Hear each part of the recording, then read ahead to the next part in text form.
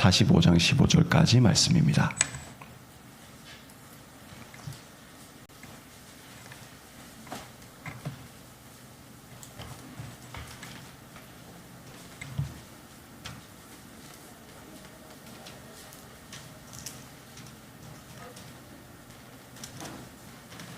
한 절씩 교도하도록 하겠습니다.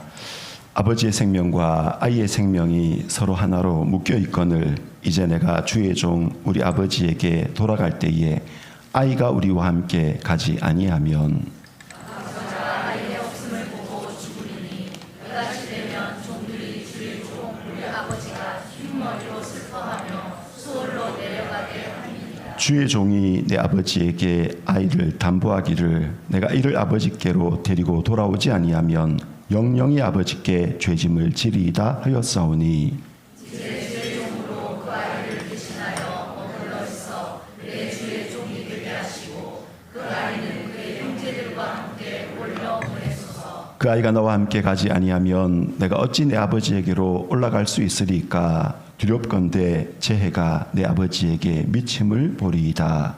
요셉이 시종하는 자들 앞에서 그 정을 억제하지 못하여 소리질러 모든 사람을 자기에게서 물러가라 하고 그 형제들에게 자기를 알리니 그때 그와 함께한 다른 사람이 없었더라. 요셉이 큰 소리로 우니 애굽 사람에게 들리며 바로의 궁중에 들리더라.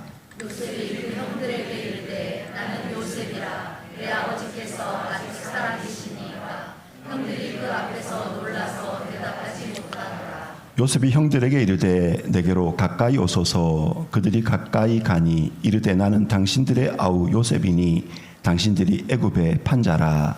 당신들이 나를 이곳에 팔았다고 해서 의심하지 마소서. 한탄하지 마소서.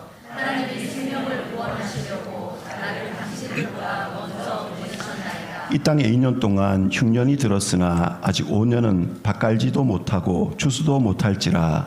하나님이 큰 구원으로 당신들의 생명을 보존하고 당신들의 후손을 세상에 두시려고 나를 당신들보다 먼저 보내셨나니 그런즉 나를 이리로 보낸 이는 당신들이 아니요 하나님이시라. 하나님이 나를 바로에게 아버지로 삼으시고 그 온 집의 주로 삼으시며 애굽 온 땅의 통치자로 삼으셨나이다. 당신들은 속히 아버지께로 올라가서 아뢰기를 아버지의 아들 요셉의 말에 하나님이 나를 애굽 전국의 주로 세우셨으니 지체 말고 내게로 내려오사. 아버지 아들들과 아버지의 손자들과 아버지의 양과 소와 모든 소유가 고센 땅에 머물며 나와 가깝게 하소서. 흉년이 아직 5해가 있으니 내가 거기서 아버지를 공양하리이다.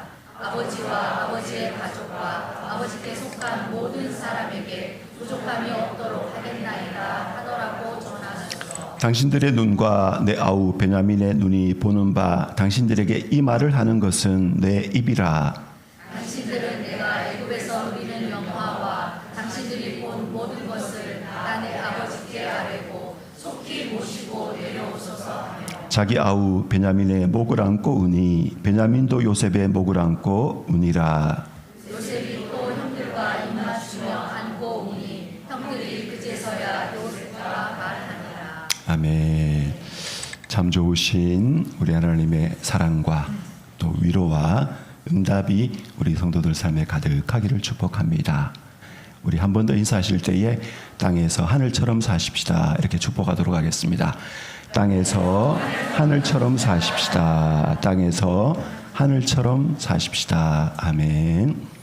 땅에서 하늘처럼 사는 것 무척 어렵습니다. 믿음으로 살아야 되고 성령으로 살아야 되고 또 인내해야 되고 오늘 이 말씀이 땅에서 하늘처럼 사는 능력과 지혜와 복이 임하는 복된 말씀 되시기를 다시 한번 소망합니다. 우리 인간은 사중적인 불화에 시달리고 있습니다. 우리 인간은 사중적인 불화에 시달리고 있습니다. 인간과 인간이 불화하지요. 여러분, 성경에 기록되어 있는 인간이 가장 먼저 죽는 사건, 인간이 죽는 사건이 성경에 기록이 되어 있습니다. 누가 가장 먼저 죽었습니까? 하나님이 아담 보고 네가 정령 죽으리라 했는데 아담보다 먼저 죽은 사람이 있어요. 누굽니까? 아벨이죠. 그죠? 성경에 가장 먼저 죽은 사건이 기록된 사람은 아벨입니다. 아벨. 근데 누구 손에 죽었어요?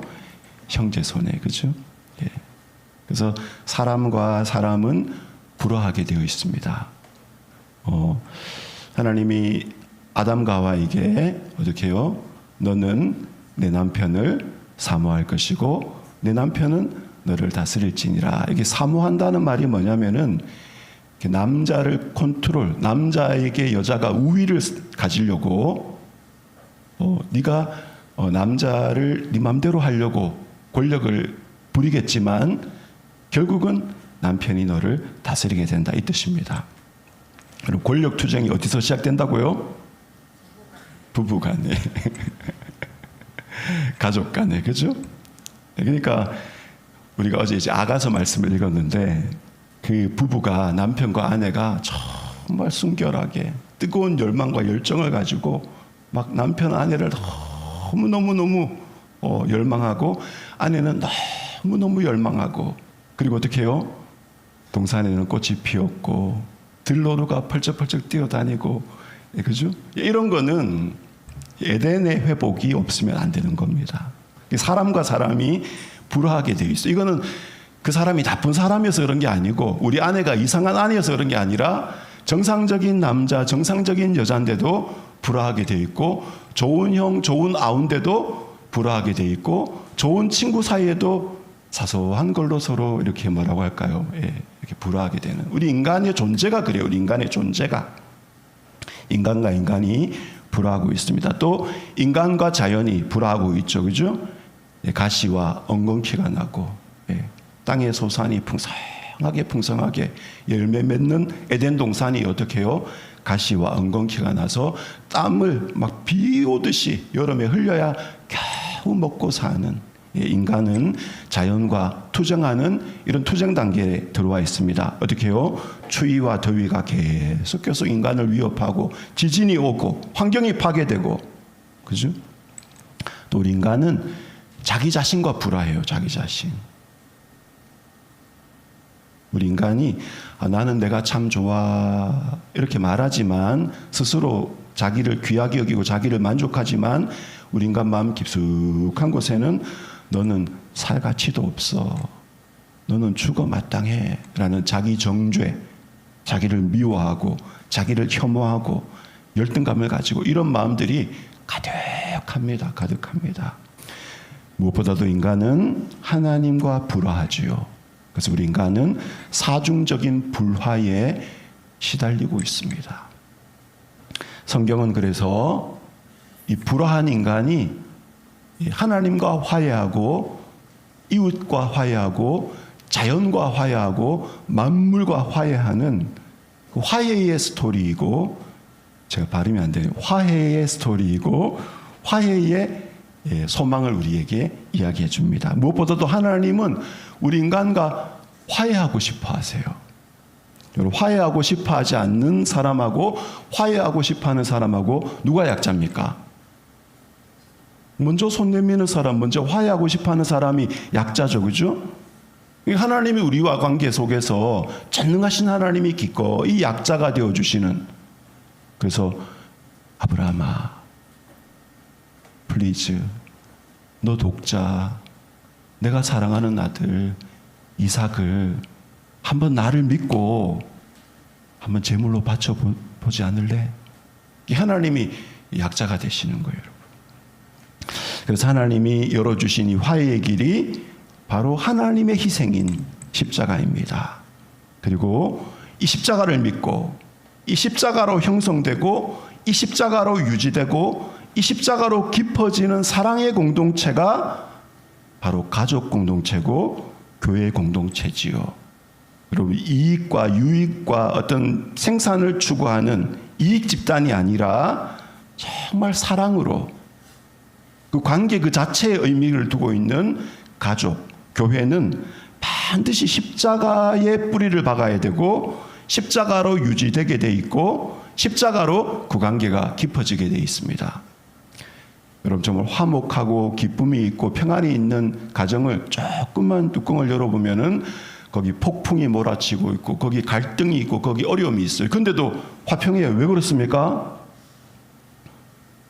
십자가를 붙잡고 있기 때문에. 그죠, 여러분? 그래서 영원한 사랑의 공동체는 오직 십자가로 형성되고 유지되고 심화되는 것입니다. 그래서 어떻게 이런 화해가 가능한가? 어떻게 이런 화해가 가능한가? 오늘 본문 말씀 앞뒤 문맥을 통해서 오늘 우리가 읽은 본문뿐만 아니라 앞뒤의 문맥을 통해서 어떻게 이런 화해가 가능한가 한번 나눠보고자 합니다. 어떻게 이런 화해가 가능할까요? 이웃의 슬픔을 알 때 화해할 수가 있습니다, 여러분. 이웃의 슬픔을 알 때 화해할 수가 있습니다. 형제들이 요셉을 미워했어요. 왜 미워했습니까? 아버지의 편애 때문이죠. 그죠? 아버지가 요셉만 채색 옷을 입히고 아버지가 요셉을 어떻게 해요? 마치 감독관처럼 형제들을 감시 감독하는 감독관처럼 세워가지고 아버지가 요셉만 사랑하니까 형들 눈에는 막 요셉이 눈에 가시고 요셉 이야기만 들어도 밥 먹다가 얹히고 너무너무 요셉이 미운 거예요. 오늘 본 말씀에 보면은 30절이 이 유다의 말입니다. 유다의 말. 유다뿐만 아니라 이 야곱의 아들들인 이 형제들이 베냐민을 지켜주려고 합니다. 베냐민만 잡혀가면 되는데 지금 형제들이 같이 잡혀와가지고 지금 요셉 앞에 무릎 꿇고 형제들의 대표로 지금 유다가 이 말을 하는 거예요. 형제들이 베냐민을 지켜주려고 하는데 왜 베냐민을 지켜주려고 합니까? 인간성이 좋아가지고 그게 아니고 아버지의 편애 때문에. 아버지가 베냐민을 특별히 아끼고 베냐민을 특별히 사랑하니까 지금 형제들이 어떻게 해요? 베냐민을 지켜주려고 해요. 똑같은 이유로 요셉은 너무 미움을 당하고 똑같은 이유로 베냐민은 뭐 무조건적인 지금 그 아이인데 이 성경 번역이 아이인데 이 10대 20대 아이가 아닙니다. 베냐민도 장가 가서 아들 낳은 중년의 남자예요, 여러분. 그러니까 형들 눈에는 아이인 거예요. 형들 눈에는. 여러분 참 억울하죠, 그죠? 똑같은 아버지의 편애 때문에 요셉은 미움을 당하고 똑같은 아버지의 편애 때문에 베냐민은 사랑을 받고 어찌된 일입니까, 여러분? 그죠? 여러분, 요셉을 잃고 몹시 슬퍼하고 아파했던 그 아버지 야곱을 형제들은 다 지켜봤어요. 그리고 그 편애가 별거 아니라는 것을 알게 됐습니다. 아버지가 요셉을 특별히 사랑했지만 그렇다고 해서 요셉이 어떻게 해요? 아버지의 할아버지가 되는 거 아니고 아버지의 아들일 뿐이고 나도 아버지 아들이고, 그죠? 편애는 좋은 건 아니지만 편애일 뿐이다 라는 것을 알게 됐어요. 그리고 어떻게 해요? 요셉을 잃고 몹시 슬퍼했던 그 아버지를 지켜보면서 아버지가 저렇게 할 수밖에 없는 사정이 있었구나. 그토록 사랑했던 자기의 본처, 그죠? 일찍 떠나보내고 아들 둘이 남아있는데 그걸 사랑할 수밖에 없는 아버지의 연약함을 아들들이 조금 이해할 수 있게 되었어요. 여러분, 아버지의 슬픔을 알고 아버지를 조금 이해하게 된 형제들은 편애하는 막내를 어떻게 해요? 지켜주려고 애를 씁니다. 상수노님들, 우리도 다 자기만의 사정이 있어요, 여러분. 그죠, 여러분? 우리는 다 이렇게 빙산에 삐쭉 나온 보이는 부분이 있지만 보이지 않는 깊은 부분에 상처도 있고 실패도 있고 씁쓸함도 있고 수치심도 있고 말하지 못하는 어려움도 있고, 그죠, 여러분? 그래서 사랑하는 성도님들, 우리 서로 슬픔을 알아주시기 바랍니다. 뭐 또 다 말해야 합니까, 솔직히, 그죠? 여러분 또 다 살 만큼 살아보셨잖아. 뭐 다 말해야 합니까, 그죠? 예. 내 곁에 계신 분도 말하지 않는 그 삶의 짐이 한 보따리겠구나 라고 알 때 우리는 화해의 손을 내밀 수가 있습니다. 사랑하는 성도님들, 이웃의 슬픔을 알 때 우리가 마음이 넓어져요. 그래서 화해할 수가 있습니다. 어떻게 할 때 화해가 가능한가? 나 자신도 죄인임을 알 때 화해할 수가 있습니다, 여러분. 예수님 말고 100% 옳은 사람 없습니다, 여러분. 예수님 말고 100% 선한 사람 없습니다. 우리는 다 어떻게 해요? 선과 악이 혼재되어 있어요. 어제 우리 잠언 말씀 읽어보니까 어떻게 해요? 죄를 전혀 짓지 아니하는 선인은 없느니라. 지나치게 의인이 되지 말며, 여기 지나치게 의인이 되지 말라는 말은 뭡니까? 막 강박적으로 눈에 보이고 드러나는 악은 버려야죠, 당연히. 그죠? 근데 막 강박적으로 막 상대편의 어떤 악과 내 자신을 막 분석하고 분해해가지고 내 속에 있는 막 악을 막 찾아내가지고, 예, 그렇게 강박적으로 하지 말라. 강박적으로. 왜냐? 우리는 다 악이 있기 때문에, 우리는 다 어느 정도의 불의가 있기 때문에, 아, 나도 부족하구나 라고 알 때 어떻게 해요? 이웃을 품어줄 수 있는 여유가 생기는 것입니다. 어제 본문 말씀, 어제 말씀 제가 그 전도서 말씀 읽어보니까 재판정에도 악이 있다. 재판정에도 불의가 있다. 제가 우리 교회가 어떤 일이 있어서 재판을 1심, 2심, 3심 했잖아요. 그죠? 예, 2심에 우리가 졌었는데 그 관계가 있더라고요. 예, 재판장님하고 그 저쪽 편에서 변호사님하고 불의가 있을 수 있어요. 그죠? 예. 근데 교회 안에도 불의가 있을 수 있습니다. 아, 이건 아닌데. 그죠? 고쳐나가야죠. 그죠? 뛰쳐나가지 마시고. 그래서 당연히 개혁하고 갱신해 나가야죠. 그러나 우리가 늘 기억할 것은 우리는 완전한 존재가 아니다. 은혜 안에서 온전해져 가고 있다라는 사실을 나 스스로도 용납하고 포용할 줄 알고 또 이웃도 용납하고 포용할 줄 알아야 됩니다. 인간의 근본적인 결함을 봐야 됩니다, 여러분. 우리 아내가 이상한 사람이어서 갈등하는 게 아니에요. 내가 이상한 사람에서 갈등하는 게 아니라 우리는 결함을 가진 정상적인 사람이에요. 그죠? 그러니까 티격태격 싸우기도 하고 화해하기도 하고 이렇게 산화되어서 살아가는 것입니다. 오늘 본문 말씀 우리 44장 읽어보면 이제 요셉이 은잔을 가지고 형제들을 시험하는데 그 은잔이 베냐민의 보따리에서 발견이 됐어요. 그래서 이제 베냐민만 잡혀가면 되는데 형제들이 이 베냐민을 보호하기 위해서 같이 따라왔는데 어떻게 해요? 거기서 막 서로 막 요셉 이야기를 떠올리면서 그때 그 아이가 요셉이 막 생명을 두고 애걸복걸할 때 우리가 못 들은 채 했더니만 하나님이 이렇게 우리 죄를 우리에게 갚는구나 라고 하면서 막 그 마음 깊숙한 곳에 숨겨졌던 그 죄책감을 토로를 합니다.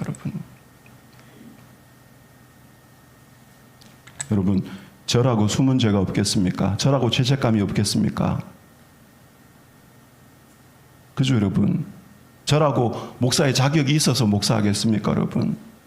누구나 다 깊은 죄책감이 있고 숨은 죄가 있고 주님의 은혜로 나의 나 된 것은 오직 주님의 은혜라.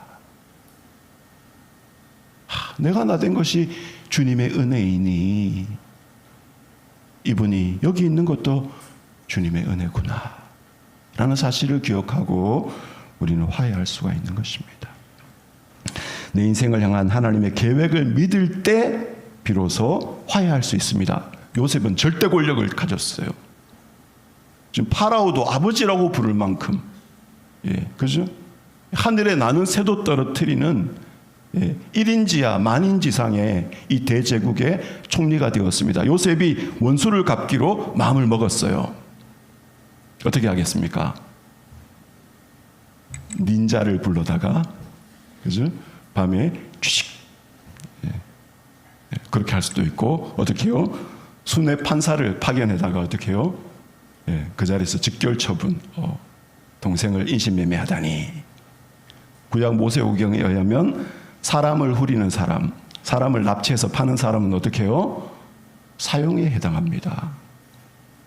그렇게 처리할 수도 있어요. 근데 요셉은 그렇게 하지 아니하고 화해의 기회를 만들고 화해의 때를 인내하며 기다립니다. 요셉이 뭐라고 고백합니까? 오늘 말씀에 4절에 요셉이 형들에게 이르되 내게로 가까이 오소서. 나는 당신들의 아우 요셉이니 당신들이 애굽의 판자라. 당신들이 나를 이곳에 팔았다고 해서 근심하지 마소서. 한탄하지 마소서. 하나님이 생명을 구원하시려고 나를 당신들보다 먼저 보내셨나이다. 7절에도 하나님이 큰 구원으로 당신의 생명을 보존하려고 당신들의 후손들을 세상에 두시려고 나를 당신들보다 먼저 보내셨나이다. 그런즉 나를 이리로 보낸 이는 당신들이 아니요 하나님이시라. 하나님이 나를 바로에게 아버지로 삼으시고 그 온 집의 주로 삼으시며 애굽 온 땅의 통치자로 삼으셨나이다. 그죠? 내 인생을 향한 하나님의 계획을 믿을 때 어떻게 해요? 화해할 수가 있습니다, 여러분. 이 요셉의 고백, 먼저 형들에게 손을 내미는 이 요셉의 고백은 사실 피눈물이 나는 고백이죠, 그죠? 청춘의 때를 노예로, 죄수로, 억울한 누명을 뒤집어 쓰고 청춘의 때를 다 보낸, 그러나 그 너머에 있는 하나님의 계획을 믿는 믿음의 고백인 것입니다. 여러분, 생명과 하나님 나라를 위한 희생을 나의 것으로 받아들여야 이 고백을 할 수가 있어요. 형들이 한 짓은 끔찍한 인신매매 범죄입니다. 우리가 당하는 여러 가지 힘겨운 고통과 슬픈 일들과 억울한 일들과 아픈 일들은 절대로 좋은 일이 아닙니다. 그건 슬픈 일이고 고통스러운 일이고 불의한 일입니다. 그러나 전능하신 하나님, 땅끝까지 창조하신 하나님, 우주보다 더 크신 무한하신 하나님은 악을 선의 도구로 사용하실 수 있는 지혜와 능력이 무한하신 살아계신 하나님이십니다. 그래서 우리 사랑하는 성도들, 내 인생을 향한 하나님의 계획을 믿으시기 바랍니다. 끝이 아니에요, 여러분. 감옥이 끝이 아니고 노예가 끝이 아니고 이 터널이 끝이 아니고 그 너머에 하나님의 선한 계획, 온 세상을 살릴 축복의 통로로 사용해 주실 하나님의 계획이 있습니다. 복음과 복음의 축복과 복음의 사명을 깨우칠 때 화해할 수 있어요. 여러분, 하나님은 우리와 화해하시기 위해서 예수 그리스도의 은혜의 복음을 주셨습니다. 화해의 복음을 주셨죠, 그죠? 이 예수 그리스도의 은혜의 복음을 믿으면 복음의 복, 임마누엘의 복, 하나님과 함께 살아가는 복이 우리 삶에 임합니다. 그리고 이 복은 그 하나님과 함께함으로 말미암아 너로 말미암아 천하 만민이 복을 받을 것이라는 복의 통로가 되는 사명도 우리에게 부여해 줍니다. 복음과 복음에 담긴 축복과 복음의 사명을 깨우쳐야 우리가 우리 자신에게 매몰되지 않고 맨날 나만 생각하고 우리 집만 생각하고 우리 교회만 생각하고 우리나라만 생각하고 그냥 나 내가 잘한 거, 내가 못한 거, 내가 실수한 거, 내가 성공한 거, 내가 실패한 거, 나 그 나에게 매몰되지 않고. 여러분, 요셉은 얼마나 한이 많았겠습니까? 그죠? 그러니까 그냥 이 자기 자신에게 매몰되기 시작하면 끝이 없는 거예요. 이가 부드득 갈리면서, 그죠? 청춘을 돌려다오. 그리고 이 지금 영광스러운 자리에 앉았잖아요, 지금. 천하를 쩌렁쩌렁, 눈빛 한마디에 그냥 천하를 쩌렁쩌렁 울릴 수 있는 자리에 있잖아요. 얼마나 자기 자신에게 매몰되기 쉬운 사람인데, 어떻게 해요? 복음과 복음의 축복과 복음의 사명을 깨우치니까 자기 자신에게 매몰되지 않고 온 세상을 살리고 형제들을 살리고 아버지를 살리고 이웃을 살리고 만물을 살리는 하나님의 사명을 붙잡을 수가 있는 것입니다, 여러분. 안타깝게 교회 안에 복음을 모르는 사람들이 있어요.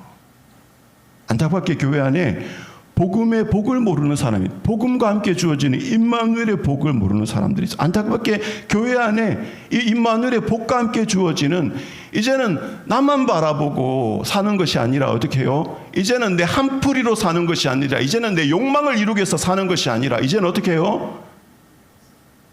생명을 살리고 하나님 나라를 위해서 삶을 펼쳐가는 이런 너무너무 아름다운 삶을 모르는 사람들이 안타깝게도 있는 것입니다. 상소님들, 우리를 통해서 이루시는 하나님의 일을 기억하시기 바랍니다.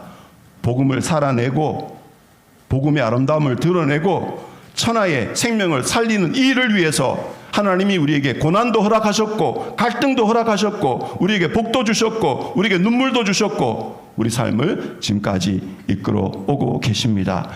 이걸 깨우쳐야 우리가 어떻게 해요? 나라는 한계를 이길 수가 있어요. 그걸 넘어설 수가 있어요. 내 인격의 한계를 넘어설 수가 있어요. 성령의 역사에 사로잡힐 수가 있어요, 여러분. 화해는 하나님의 선물입니다, 여러분. 화해는 한 사람의 희생이 필요하죠. 그래서 요셉 같은 우리 하나님의 사람들이 노력해야지요. 그러나 요셉 혼자 화해하는 것이 아니라, 화해라는 것은 박수도 마주쳐야 소리가 나듯이 함께 이루는 것이 화해이기 때문에, 그래서 어떻게 해요? 참 어렵습니다. 요셉은 화해하고 싶어 하는데 만약에 형들이 변하지 않았어요. 형들이 예전 모습 그대로 이기적이고 자기밖에 모르고, 이러면 어떻게 해요? 화해가 불가능하지요. 근데 우리가 놓친 게 뭐냐면은 하나님께서 형제들의 삶 안에서 역사하셨다는 겁니다. 그 20년의 세월 동안에 하나님이 요셉을 애굽에 판 그 형제들의 삶에 개입하시고 역사하셨어요. 그래서 참 바뀌지 않는 사람의 마음을 하나님이 바꾸어 내셨습니다. 화해는 하나님의 선물입니다, 여러분. 그러므로 화해를 위해서 기도해야 돼요. 절대로 내 노력으로, 내 힘으로 할 수가 없어요. 진짜 마음과 마음이 만나서 한 마음이 되려면 어떻게 해요? 사람의 마음을 바꾸시는 유일한 분이신 하나님의 은혜와 하나님의 역사, 성령의 강한 역사가 있어야 되는 것입니다. 그래서 우리 가족과 내 삶과 우리 교회 공동체와 우리 나라에 이 화해의 은혜가 충만하도록 성령의 특별한 역사가 있도록 하나님이 역사해 주셔야 되니까, 그죠? 우리 기도하십시다, 여러분. 기도하십시다. 화해는 시간과 함께 무르익어갑니다. 하나님의 때가 있어요. 하나님의 때가, 여러분. 지금 어떤 때입니까? 햇빛이 쨍 내려치우고 만물이 막 푸릇푸릇하고 푸성기가, 그죠? 아침에 그냥 키하고 저녁에 키하고 쑥 자라는 만물이 성장하는 여름 때 아닙니까, 여러분? 그죠? 마찬가지로 화해도 때가 있습니다. 나이가 든 형들과 요셉, 무르익었죠. 삶이 믿음으로 삶이 숙성되어 갔습니다. 여러분, 그리스도 안에서, 믿음 안에서 나이 든다는 게 참 좋은 점이 있어요. 뭐가 좋습니까? 나이가 들수록 내 자아가 더 깨지고, 그래서 나를 덜 바라보고 하나님을 더 바라보게 되고, 내 아픈 것만 바라보는 것이 아니라 내 아픔을 통해서 이웃의 아픔도 바라볼 수 있는, 나이가 들수록 자아가 더 깨지고 나이가 들수록 하나님을 더 알게 되고, 하나님이 지으신 피조물과 하나님을 조금 더 진실하게, 조금 더 따뜻하게 사랑하고 바라볼 수 있는 그런 여유가 생기는 것이 그리스도 안에서 나이 드는 것의 미덕입니다. 반대로 나이 들수록 더 고집스러워지고 더 유치해지고 더 이기적이고, 그죠? 성인 아이를 면하지 못하면 어떻게 되겠습니까, 여러분? 그래서 화해는 시간과 함께 무르익어간다는 사실을 기억하고, 나이 드시면 드실수록 화해를 이루어 가시는, 화해의 중재자가 되시는, 화목하게 하는 자는 어떻게 해요? 하나님의 아들이라 일컬음을 받게 되는 하나님의 자녀다운 어른들 되시기를 축복합니다. 화해는 시간과 함께 무르익어가요. 예, 많은 것을 보고 많은 것을 겪고 많은 것을 회고하고 많은 것을 후회하고 많은 것을 회개하고 많은 것을 질책하고 그런 모든 것 가운데 어떻게 해요? 하나님은 우리를 무르익도록 만들어 가십니다. 그래서 우리는 성령의 역사로 더 깊어지고 더 넓어지고 더 풍성해지고 더 수용적이 되면서 어떻게 해요? 그럴 수 있지요. 우리 주님의 십자가를 같이 바라보십시다.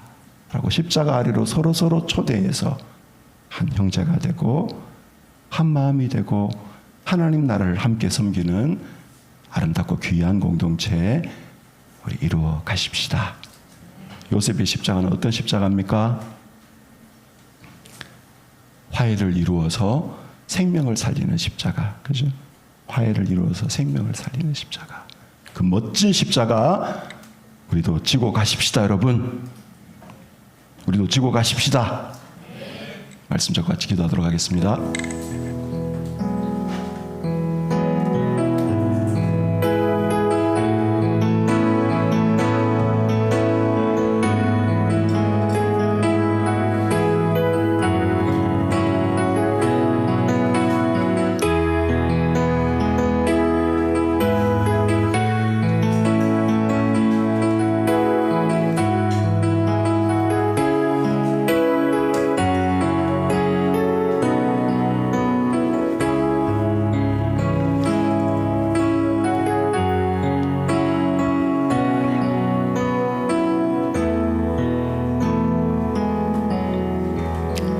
일어나셔서